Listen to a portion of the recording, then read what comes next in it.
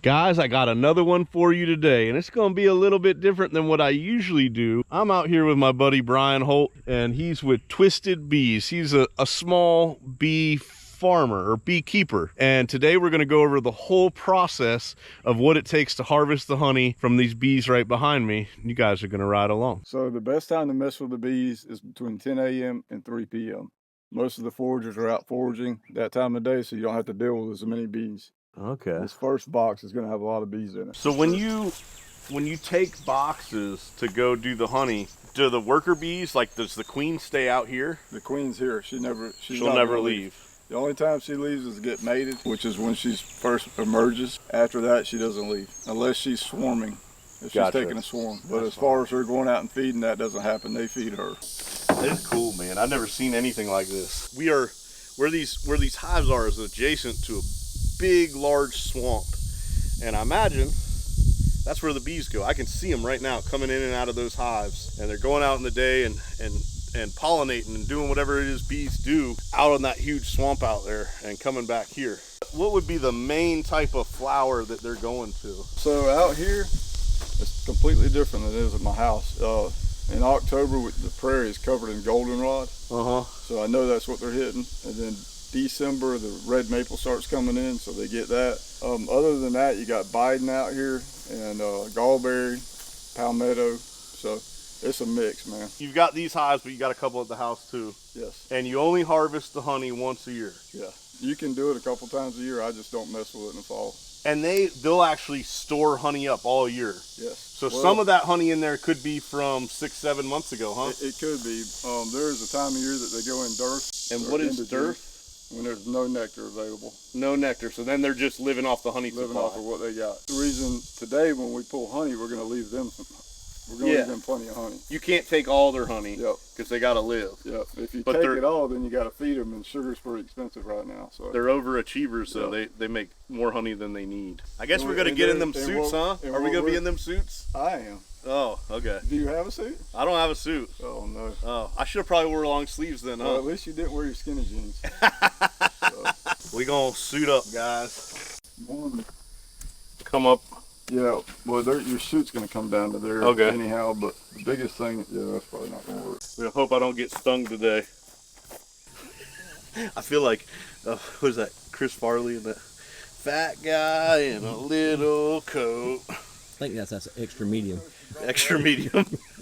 All right, this looks like a moon suit. Yep. That'll work.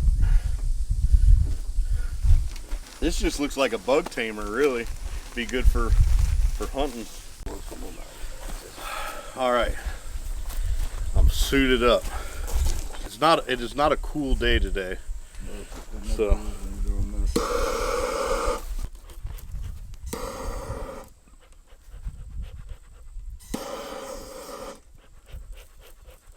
And you say, if you do get stung or the bees get in, it's not to freak out. Don't freak out. Try to stay the calm. hard part. Because if there's more than one in there, like even the one, she's not in there really to sting you. Freak out, then they're all gonna start running, and she stings you. They put out a pheromone when that happens. They say it smells like bananas. I've never smelled it, but the other bees will know that pheromone's coming out, and it's an attack pheromone. Dang. So that's how they communicate. So what we're gonna do now is we're gonna take the boxes that have the extra honey in out of the hive. We're not going to move the whole hive. We're just going to take the boxes with the honey.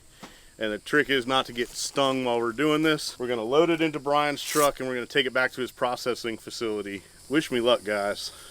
It is. So they'll propolis this. Oh, there's a lot of bees in here.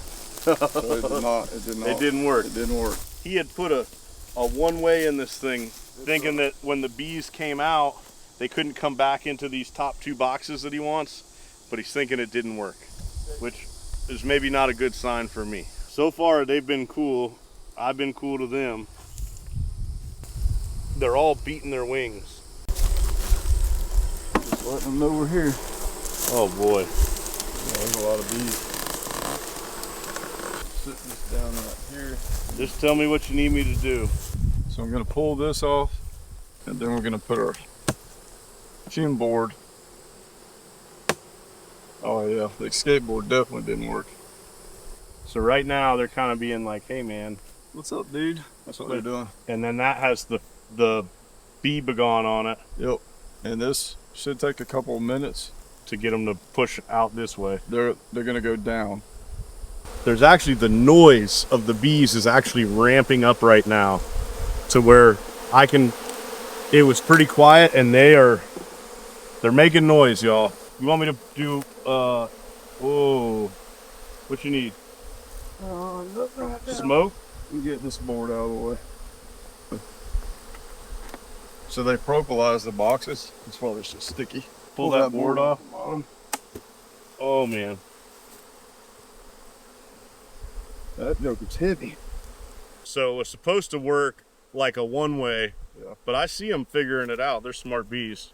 The bees have definitely ramped up their activity since we've started messing with them. No stings yet. Brian's just nonchalantly just touching things and stuff, and I'm like, bro. Oh man. They are busy bees. You imagine if you'd worked all year to collect up that honey, you might be mad too. He's put that bee away. What'd you call it?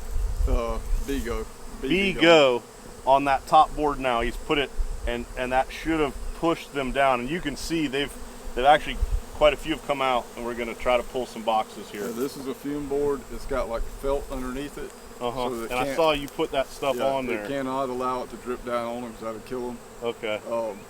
But it's just the fumes that push them down. We're Just trying to the push smell. them down. Oh yeah, that's a whole different view now with that stuff having been on there for a minute. Now when I pull this box, if you'll set that fume board on top of the next box.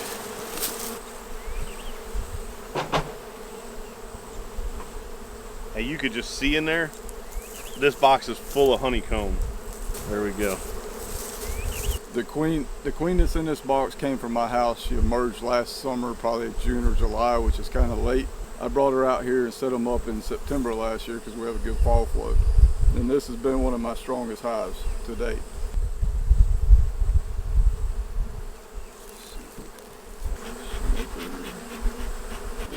What do you got in there? Pine needles? Yep, pine needles. They burn fast, but They make a lot of smoke. Go ahead and put the lid back on. Yep.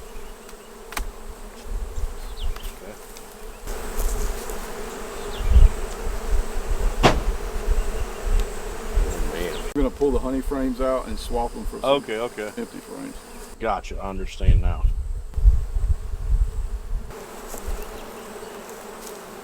All right, so that's gonna be a honey one, huh? I think so, yeah. Looking inside the box like this, let's say this was a brood box, and there is some brood. I know there's some brood in this box, as I can see it. Queen's up in here laying. The way this is gonna work, your food storage, your honey, is gonna be on the outside, and the brood's gonna be towards the center. And the brood is like the babies, Yes. where the queen is. That is a good looking thick, and so I space these out. This is a 10 frame box. And they can get nice and thick in there. There's 8 frames in this box, and this is a 10 frame box, but that's the reason I do it, is so that they pack more honey into a frame. Nice. One of those out. And hold on to it. I put it in yet. I'm starting to get a little bit more confident with the bees. I was real scared at first. This is another good looking frame. Feel how heavy this frame is.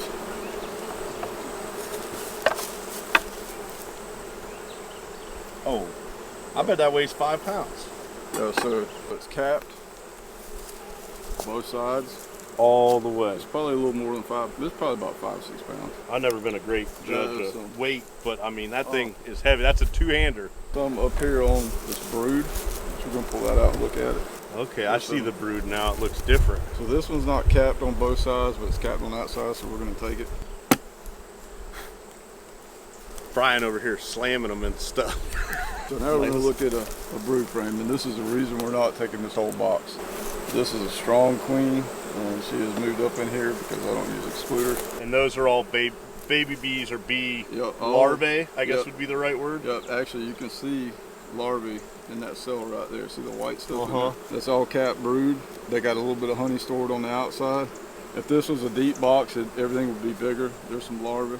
How long does it take from the time the queen lays till a bee emerges? So it's about 21 days from the time she lays the egg to the time that bee emerges. And then that bee becomes a nurse bee. It doesn't actually leave the hive. I am kind of looking for the queen just in case. Just to make sure.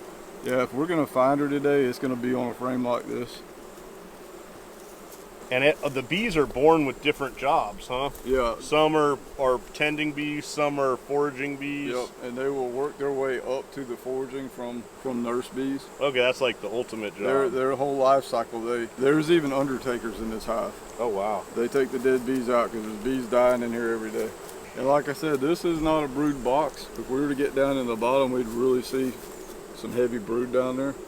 And the queen would just look bigger. She's longer. She looks completely different. She's longer and she moves different. When there's a bunch of bees on a frame moving around, it's like a boat putting off a wake. When she goes through them, the bees are moving out of the way. The workers are moving out of the way. You see that bee trying to get me? No, she's not trying to get you. She's just flying. She's just flying. She had, I feel like, criminal intent. Yeah, just give them a little shot there.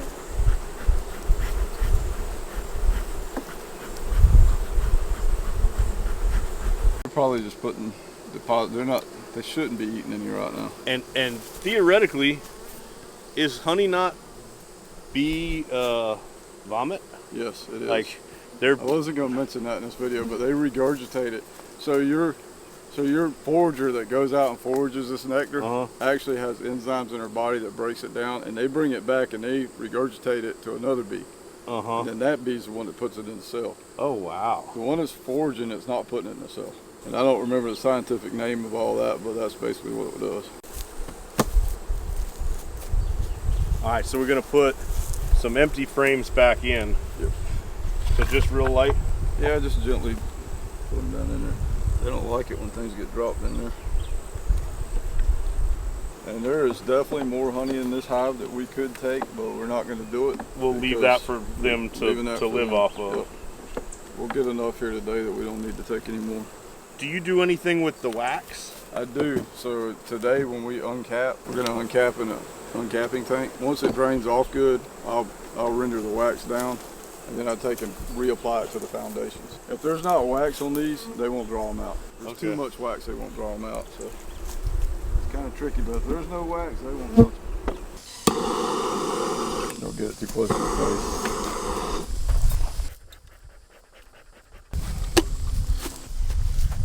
Let's see, let's put some more dough juice on this thing.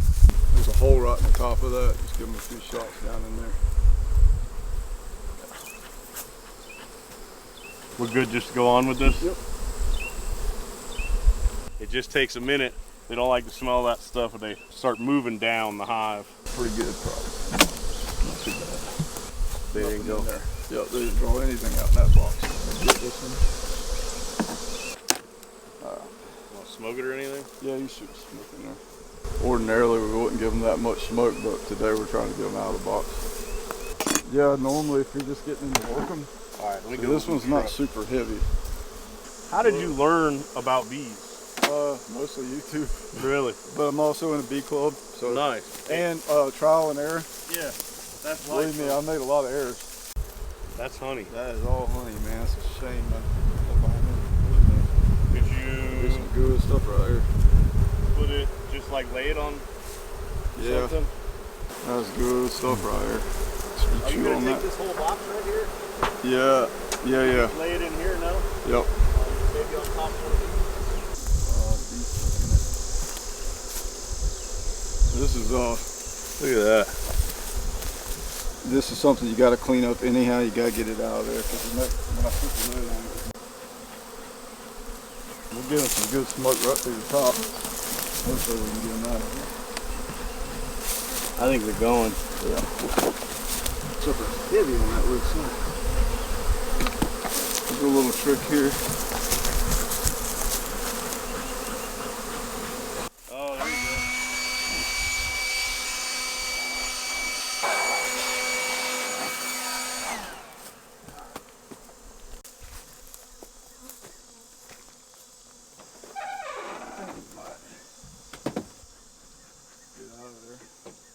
I don't want to jinx it, but I think we got through this stage of the process with no stings. I might just ride home in the suit this way anyways. I wouldn't be able to do this all by myself because I'd be stuck in this suit out here. I'm just glad you had one that fit me. Yeah. There's a lot of bees. Got my man Kenny with the real camera today helping me out. I don't even got to hold the GoPro. We got the honey back to the house, to his little processing shed here. Like I said, he's a small time guy, and we're gonna transfer everything in, and he's got the what do you call it? Extractor. We're gonna extract the honey and show you guys the process. Let me swing over here. This thing's only half full and it's heavy. There's the bee. Yeah, we're gonna end up with some bees in here. Oh, we are in the honey lab. This is his shed, but also where he extracts his honey. Like I said, he's a small time guy, just does it almost as a hobbyist, but he does sell his honey. Backyard beekeeper.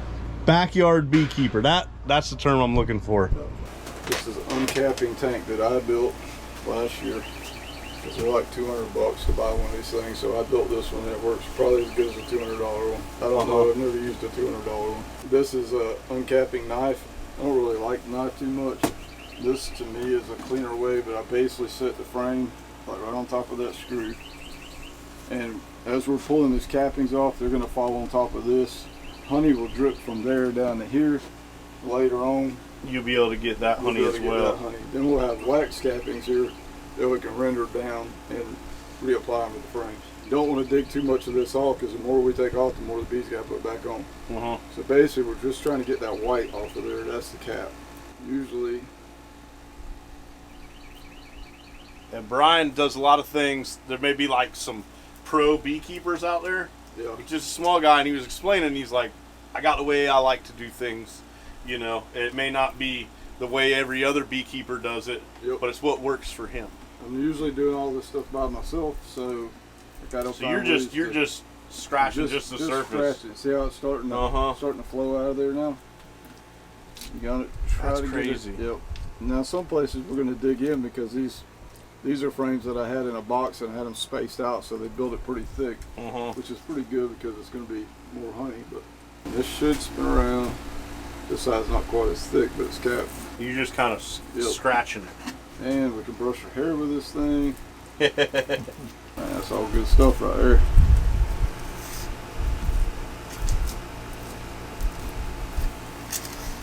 About all we need to do. The extractor is going to take care of the rest. Now I used to do it with a manual extractor. I still have that, but man, it is labor intensive. Something like that. I'd hook it to a bike or something. So from here, we're going to go right here, right in here. Like that.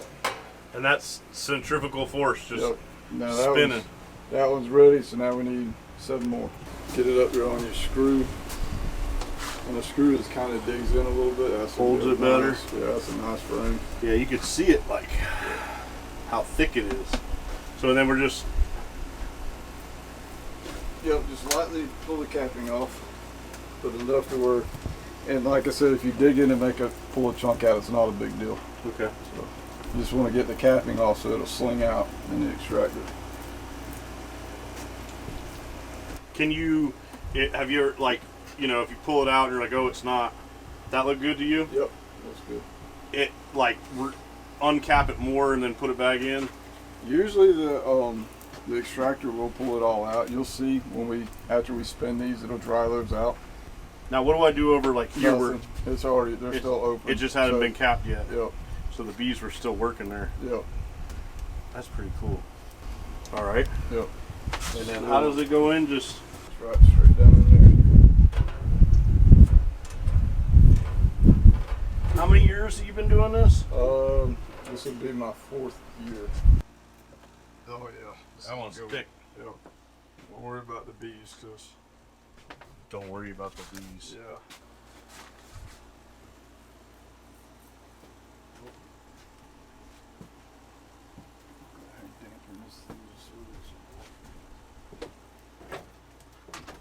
They had honey in Puerto Rico. We would stop at these little fruit stands, and the honey down there is super dark. Shoot, these ones are full. They can't fly or anything with all that honey on them. Hey, give us a rundown of how far the bees fly, Brian. That depends on who you talk to, but they say a mile and a half. Some people say 5 miles to collect nectar. I would say realistically at least a mile and a half radius from where they're at to collect nectar. They're looking for quantity more than they are quality. That eating local honey is good for your allergies and stuff like that. It'll help build your resistance. That's what people say, but I don't know if that's true. I actually just saw on the news either this morning or yesterday that they say that's not true. So I'm not sure. That's just something honey people made up to sell honey. Yeah, I'm not sure if it's true or not. But I have customers that have bought my honey and said that it helps them feel better when they eat the honey. I imagine so. It's a pure food, you know? Yep. Button right here. That thing right there engages the button when the door's closed. And it's got several different speeds. We'll start out kind of slow just to get it going. Oh, I see why it's screwed to the floor now. Yeah. I was like, why is this? Maybe he doesn't want it to fall over. Yeah, it's a wobbler. But if it's not perfectly balanced. And it's because of the weight of the frames. Yep. You can make one out of an old washing machine. Yeah. Smells like honey. Maybe you got to scrape them a little bit better. No. Just probably needs a little more time. See how it's opening those cells up? Slinging it out. Them ones are definitely emptied. So you spin them around and that one's This is the part of the process that I really wanted to see. Because I've seen it, I don't know. It's always interested me how they get the honey out. Oh yeah, that's way better. Oh, I like that is now. Yeah. So we'll set these just back in the boxes that they come out of. And then that's just wax that's left there, huh? Yep, it spun the honey out. It's soft wax. And see, you can take and put this back in the box with the bees and they'll clean that up and repair that and use it again.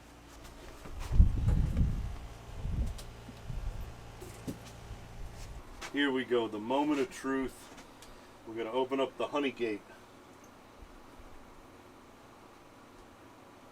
Ooh, look at that. Yep, just a little wider. And then that is going to be obviously filtered out a little bit because it has little particles of wax. It's actually strained. We don't filter it. Filtered, yeah, strained. Yeah.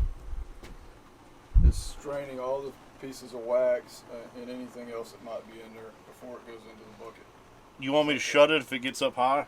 I was hoping that wouldn't happen, but yeah, you may have to. That's a good problem to have, isn't it? Yep. Crank that dial up a little bit more. So, yeah. Yep. Just turn it that, yep. There's probably there's over a gallon, I'd say, almost 2 in the bucket right now. Yeah, between the strainer and the bucket, yes. So we're gonna test the purity, the water content of the honey. What is that thing called? It's a refractometer. A refractometer. Sounds very high. We put the honey on there, mash it down so we get it spread out good, and then we want to look up at the light. We're looking for 18 or below, and we are right at 18. We're actually 18 and a half and below is what we're really looking for, but we're right at 18.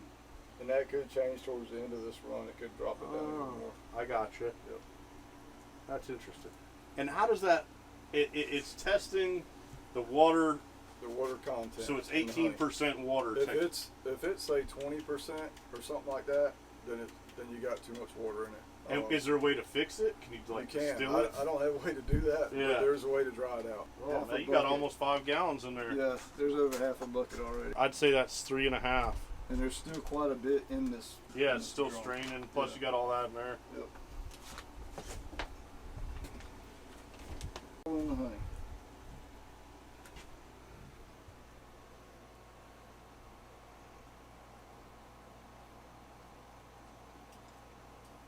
And this is going to have air bubbles in it. They'll settle down. They'll settle to the top, actually, is what they'll do. And that's 1 pound? That's 1 roughly? pound. Yep, that's 1 pound of honey. The air bubbles are from the extraction process. Oh, yeah, I'm sure.